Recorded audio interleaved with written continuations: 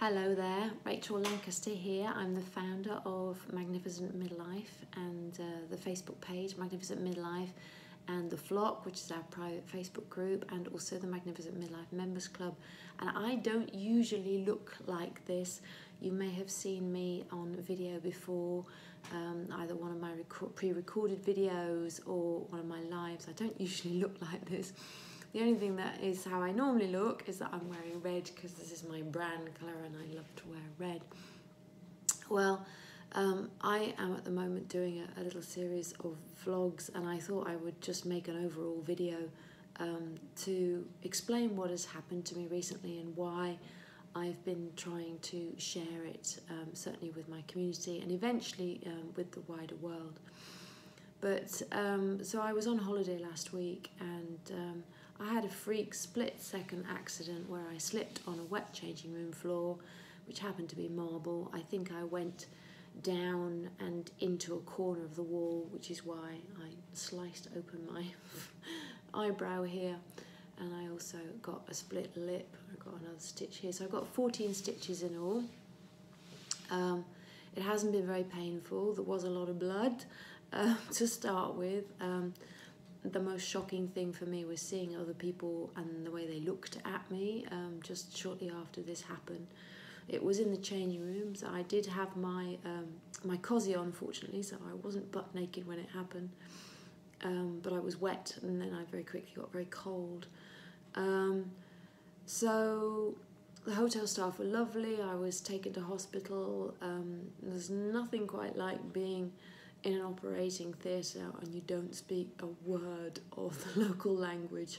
That was quite intense. I was very, very cold in the operating theatre, and I was shaking uncontrollably, actually, and it was not a very pleasant experience. I think they must have given me something to subdue me, though, because I don't have any memory of them doing the stitches, so I think they must have given me something to calm me down at least.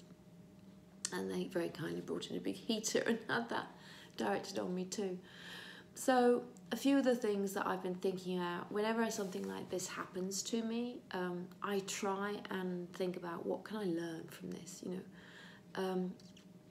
Initially it was like, why the fuck did this happen to me? So unfair. You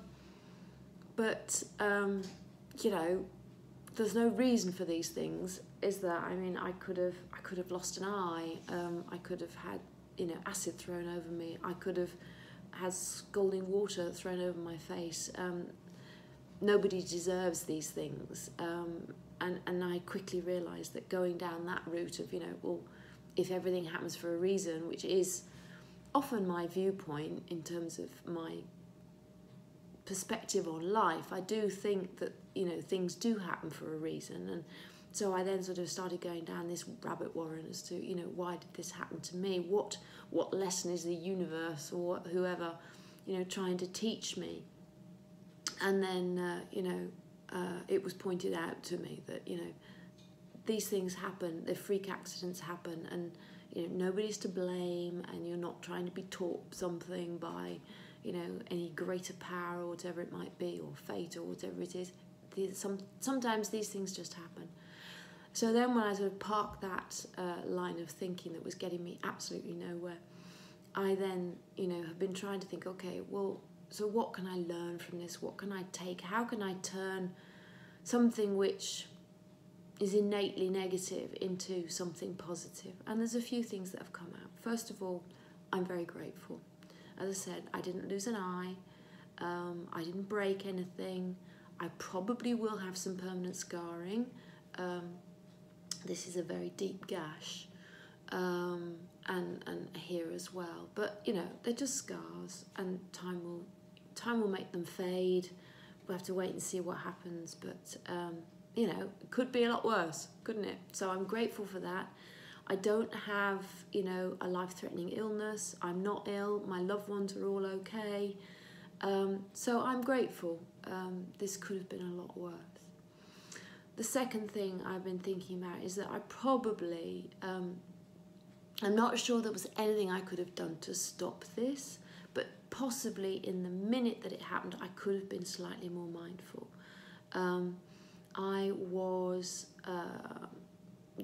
I approached my locker, I'd opened my locker, I got my wet swim hat in my hand and I was wringing it out on the floor, and I realised that's not very sensible. I'm making the floor wet. It was already wet, but you know, I'm making it wetter. But I wasn't thinking about whether it was wetter for me, but I was thinking about that it was wetter for other people. So I turned, and as I turned, that's when I slipped.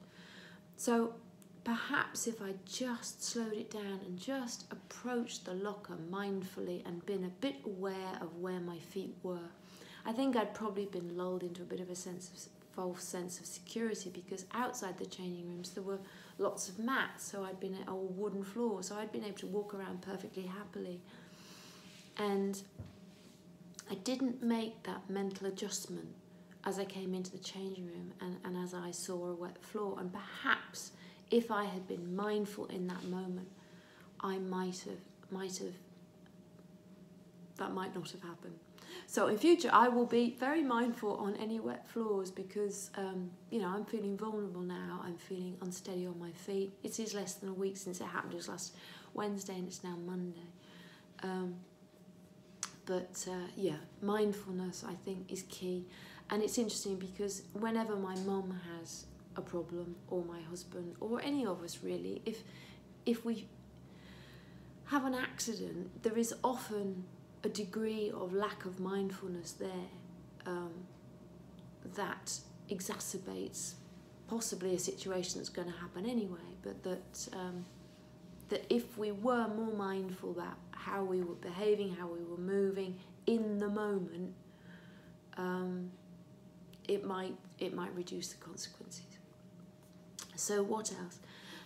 Another thing that I have been learning through this experience is that I have been forced to go out and about, and even now on camera, without a stitch of makeup. That is very, very, very unusual for me. In fact, it hasn't happened. It doesn't happen. All through my life, I have covered up what I thought were acne scars on my chin and on my forehead up here. And so until very recently, even if I was going out for a run, I would put a bit of powder on just to smooth it out. And I haven't been able to do that. So, and increasingly as I do my public videos, you know, I'll put eye makeup on and eyebrows, and I'll do the whole thing. And I haven't been able to do that. And yet I still want to be able to continue to communicate through this medium. And I've been going out and about without any makeup on, and it's been okay. The world has not ended. The world has not ended with me going out with no makeup on. And so that has been not eye-opening, but it's been a lesson to me that, you know, I need to get over myself. And this is a new face now. You know, I will have some permanent scarring. Scars will fade. I know that, but I have to get used to it, and it's something else new that I have to get used to. And I think new things are tricky, aren't they, sometimes? You know, especially when they're not things that you want, or that you didn't expect, or you couldn't plan for. You know, you've got to somehow adapt and roll with the punches. This wasn't a punch. I wasn't attacked. When I did my Facebook Lives, one of my dear friends, she said, "Oh, I thought you'd been attacked." No, I haven't been attacked. It was my own bloody stupid self who slipped up on a wet floor. So those are the key things that I've learned. Something else is the importance of community. You know, whether that community is, you know, around you in person or online. And for me, my community is very much online. And being able to lean in and on my community, the one that I've built, has been tremendously important to me. And the support that I get from people, many of whom I've never met in real life, is profound. And I think that as we get older, that actually can potentially get stronger and can give us a great deal of sustenance. I know a lot of people poo-poo online relationships, but I've made some incredible ones, really incredible ones, for which I'm very, very grateful. And it's lovely to have you know, that community to be able to lean on.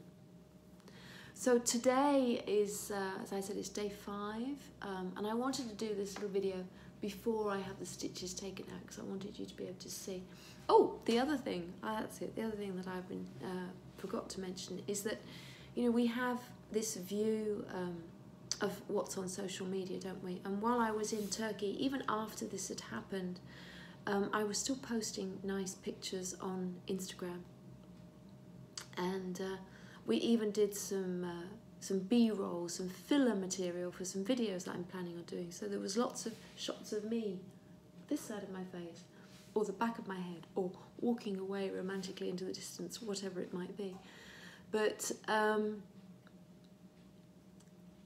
don't believe everything you see on Instagram or on Facebook, because we put the positive stuff up there. We don't share the negative stuff, which is why I felt it was so important to communicate this now publicly. I haven't been able to do it immediately publicly because I hadn't told my mum. I have now told my mum, although she hasn't seen me yet. So she's going to see me on Wednesday, because she's got to have some surgery herself.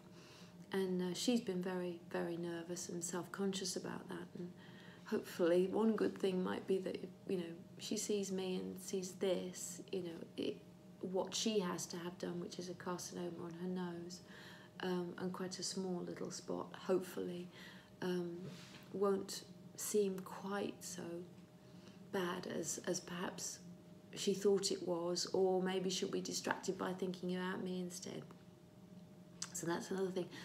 But remember, everything on social media, you don't know whether you're seeing this side of the story or this side of the story, because everybody has a story, everybody has something else going on behind the scenes, don't they?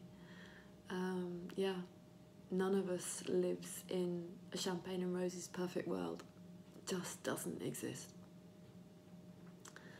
So those are some of the things that I have learned, that I've been pondering on since this happened.